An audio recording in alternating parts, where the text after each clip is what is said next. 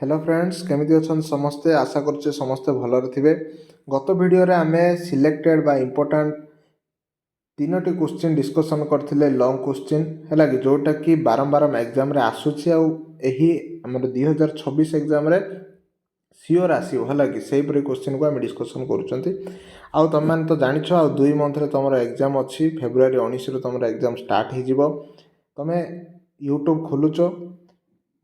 यही सब माने पाठ वीडियो रे क्लिक करूछ किंतु अति शीघ्र एठारु पळौछ हैला कि बहुत माने 30 सेकेंड 40 सेकेंड एमती देखि पळौछ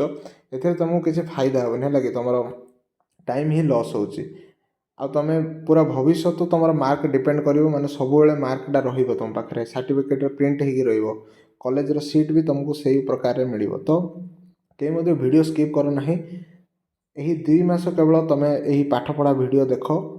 आराम रे तमे भलो स्कोर करि परिबो जोडा कि तुमको भविष्य रे सहाय्य करिवो। तो एबे आजिरो क्वेश्चन होउची धोइबा सोडार प्रस्तुति आ तार दुईटा व्यवहार लिखिबा हैला। देखो क्वेश्चन तो बहुत थरा आछि 2023 रे आछि हाफ ईयरली रे 2022 रे एसए 1 रे आस्थिला सेतेबेले एसए 1 एसए 2 थिला हैला बा ए प्रकार क्वेश्चन मध्ये तुम पचारि परियो खाଇବା सोडार धोइबा सोडा किपरि प्रस्तुत करा जाय हैला रासायनिक समीकरण सह बुझाओ ए सब प्रकार मध्ये तुम पचारि परियो। प्रथमे हम देखिया धोइबा सोडा को हमें किपरि तयारी करिबा। बेकिंग सोडा को गरम कले सोडियम कार्बोनेट मिले हैला। आ बेकिंग सोडा किपरि तयारी हुए तुमको प्रीवियस वीडियो रे बुझाई छै तुम जो माने देखिनो जल्दी जाई के देखि दियो हैला। बेकिंग सोडा रो व्यवहार आउ प्रस्तुति सेथरे बुझाई छै। तो बेकिंग सोडा को जतला हमें गरम करिबा बेकिंग सोडा रो संकेत होची NaHCO3 ताकू जतला गरम करिबा से सृष्टि कोन होबो सोडियम कार्बोनेट जोडा कि Na2CO3 ता संगे जल अणुडा से हरै दबो माने गरम कले कोन होबो पानीडा उडी जीवो ना।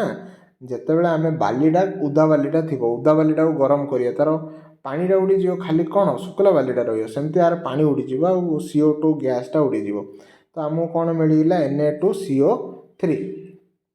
तापरे कोन करिबा ये जो सोडियम कार्बोनेट को पुनः स्फटिकीकरण करिया माने सेथे पुनी जल ऐड करिबा पुनी पानी मिसेइबा हैला कि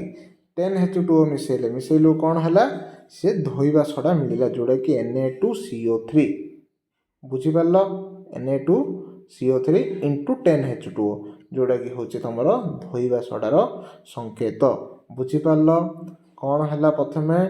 बेकिंग सोडा को गरम कले जोडा मिलला कोडा मिलला सोडियम कार्बोनेट मिलला ताको पुनी कोन कले स्फटिकीकरण कर देले हैला से मिली गला हमको कोन धोइबा सोडा। दीटा स्टेप बेकिंग सोडा को गरम सोडियम कार्बोनेट को स्फटिकीकरण से मिलला धोइबा सोडा। एबे हम देखिबा प्रस्तुति हैला कि एही परि भाबरे हम सब कोन करिया सब क्वेश्चन को हम डिस्कशन करिबा जोडा कि सिलेक्टेड क्वेश्चन इंपोर्टेंट क्वेश्चन हैला। एही परि भाबरे तमे सब किछ क्वेश्चन कवर करि परिबो रिवाइज करि परिबो आ बारंबार पढिबा द्वारा तुमको विरक्ति लागतो किंतु एठी तमे सुनी कि मन रखि परिबो। धोइबा सोडार व्यवहार कोन सोडियम कार्बोनेट जाको बा धोइबा सोडा आमे काच साबुन कागज शिल्प रे व्यवहार करचंती कोडी कोडी काच साबुन आ कागज शिल्प रे व्यवहार करचंती। बोरोकोस परि सोडियम यौगिक गुडी को उत्पादन करिबा पय हैला बोरोकोस बोली गोटे पदार्थ अछि जोडा गोटे सोडियम रो यौगिक कार यौगिक सोडियम रो गोटे उत्पाद बोली कहि परिया हैला कि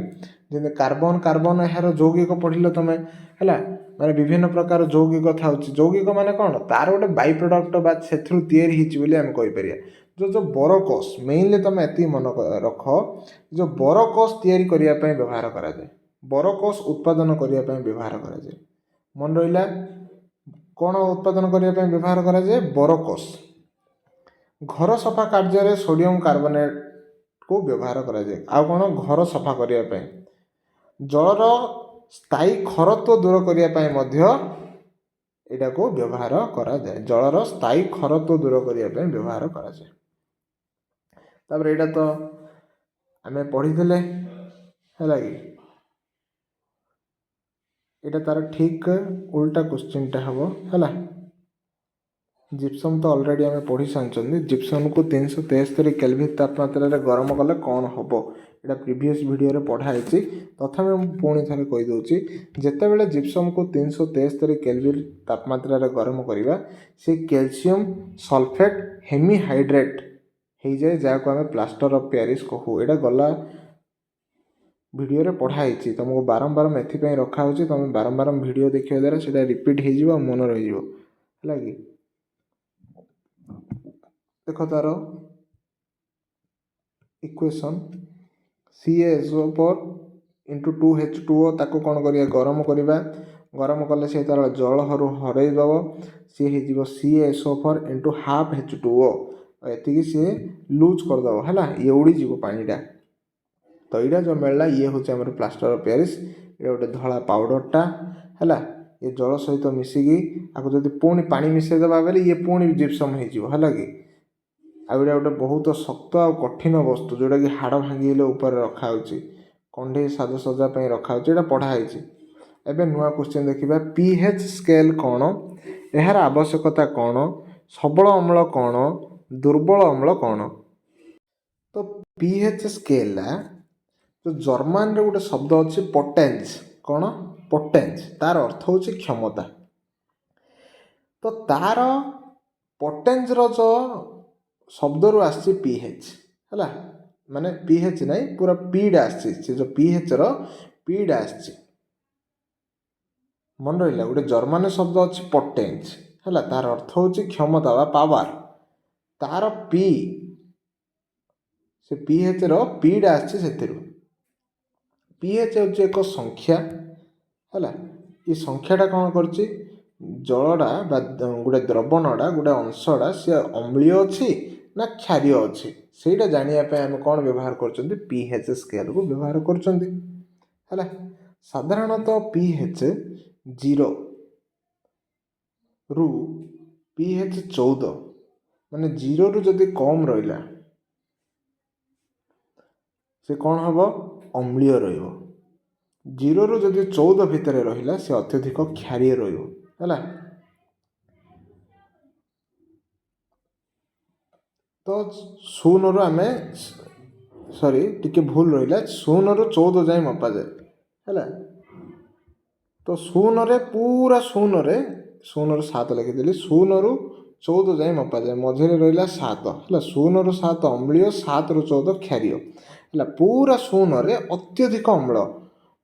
माने पूरा अम्ल रु पूरा पूरा अम्ल रहा 14 रे पूरा क्षारीय रु पूरा क्षारीय ठीक अच्छे है। हाइड्रोनियम आयन H3O+ रो गाढ़ता अधिक हेले pH रो मूल्य कम है माने pH रो मूल्य कम अर्थ से क्षारीय रहिबो। एक प्रशमित द्रवण ना सी अधिका क्षारीय थिबो ना सी अम्लीय थिबो समान रहिबो माने तार वैल्यू हम 7 कही 0 रु 14 है कि मझे रहा 7 7 रे सी कौन ना क्षारीय ना अम्लीय। pH रो मूल्य जदि 7 रु 0 पर्यंत ह्रास पाइबा सूचाए जाए द्रवण रे H+ आयन बढ़ुची अर्थात अम्लर गाढ़ता बढ़ुची माने पुणी देख मन रख कौन कहली ना 0 रु 7 अच्छी 7 रु 14 अच्छी 14 कथा छाड़ दियो 0 रु 7 रे जो स्केल अच्छी से स्केल रे 7 रु 0 पर्यंत जिते ह्रास पाइब माने जदि मापिला जदि कमी कमी आइला 0 आड़ू आइला बेले तुम जानियो जे ताइरे H+ आयन बढ़ुची H+ आयन बढ़ुची अर्थ अम्ल अंश बढ़ुची बुझिला। नेक्स्ट पॉइंट सेमिति ठीक सेमिति pH स्केल रे 7 रु जो 14 जाए अच्छी जदि स्केल रे बढ़ी बढ़ी गला कौ आयन बढ़ुची बोली कहिया आमे OH- आयन बढ़ुची बोली कहिया आ जदि सी बढ़िला बेले क्षारीय अंश बढ़ुची बोली कहिया मन रहा 7 रु 14 जदि स्केलटा 7 रु 14 आड़ को बढ़ी बढ़ी जाऊँगी बेले सी हम कौन क्षारीयर गाढ़ता बढ़ुची बोली कहवा आउ OH- आयन गाढ़ता बढ़ुची बोली कहिया कमिले H+ आयन। तो अम्ल और क्षारकर सबलता यथाक्रमे उत्पन्न होता H+ आयन OH- आयन संख्या उपर निर्भर करे। जदि आउ टिके आमे भितरକୁ जाई देखिबा ମାନେ गोटे द्रवण अच्छी सी जब ता भितर जेते H+ आयन अच्छी है अधिक H+ आयन अर्थ अधिक अम्लीय अधिक गोटे द्रवण अच्छी अधिक OH- आयन अर्थ सी अधिक क्षारीय एथर बुझिला जो अम्ल गुड़िक अधिक परिमाण H+ आयन दियंती मुझे कथा कहूली जाइए अधिक H+ आयन अच्छी से गुड़िक सबल अम्ल गोटे है बुझिपार गोटे गोटे कंटेनर अच्छी है किछिटा पदार्थ अच्छी से पदार्थ रे जदि अधिक H+ आयन रहा more H+ ion is equal to से बेसी माने सबल अम्ल है जी इन गोटे कंटेनर अच्छी आरे कम H+ आयन अच्छी बोले ये दुर्बल अम्ल है ये अम्लटा अधिक H+ आयन दे पारा सी है सबल ये कम देला तो ये हम कौन दुर्बल बुझिपार तापर एवं देखिए pH परिवर्तन दंत क्षयर कारण अच्छा वीडियो बहुत लंबा है तमें पुणी आम आउ गोटे वीडियो रे आउ बाकी को देखा आज बहुत लंबा हो गला जदि तुम मैंने सब्सक्राइब करुछ लाइक करुछ तेबे आमको मोटिवेशन मिलूँ है कि आउरी भलसे पढ़ाइवाई भलसे बुझाइवाई है कमेंट कर सब्सक्राइब कर आउ सांग मान सहित निश्चय भाव में शेयर कर है जहाँफल आम ग्रो हो पारू ता संगे तुम निजर कैरियर को ग्रो कर ठीक अच्छे पुणी मिसवा next important question discussion video रे।